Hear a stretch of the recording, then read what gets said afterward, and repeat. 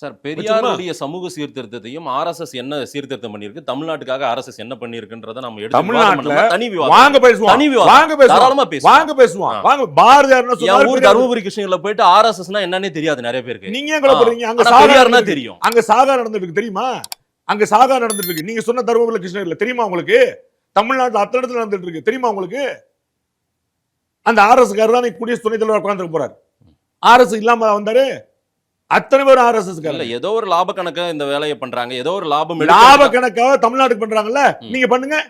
என்ன பண்ண சொல்றீங்க? ரெட்டியா இல்ல சார், லாப கணக்குல ரெட்டிய பிஜேபி ஏதோ அரசியல் கணக்குல இத பண்றாங்க. அந்த அரசியல் கணக்குல அந்த அரசியல் கணக்கு நீங்க தமிழருக்கு உண்டாங்க. நான் அவங்க அரசியல் தான் பண்ணாங்க சார். வீம்புக்கு அரசியல் பண்ணல சார், ஜனநாயகத்தை காப்பாற்ற அரசியல் பண்ணனும்னு நினைக்கிறாங்க. பிஜேபி அரசியல் பண்ணலாம் சொல்ல மாட்டேன், ஒரு நாள் மாத்தி சொன்ன கிடையாது. அப்ப சிபிஆர் அரசியல் தான். ஆமா, நீங்கள் அதே அரசியல் பண்றதுக்கு ஒரு தமிழருக்கு உண்டாங்க. எதுக்கு ரெட்டியை கொண்டு வந்தீங்க? இங்க பிஜேபியை வீழ்த்தினாலே இந்தியாவை நாங்க காப்பாத்திடுவோம்ன்றாங்க அவங்க. நடக்க போறதே இல்ல. நீங்க கூட்டணியில இருந்தாலும் நாளைக்கு வரப்போறாரு.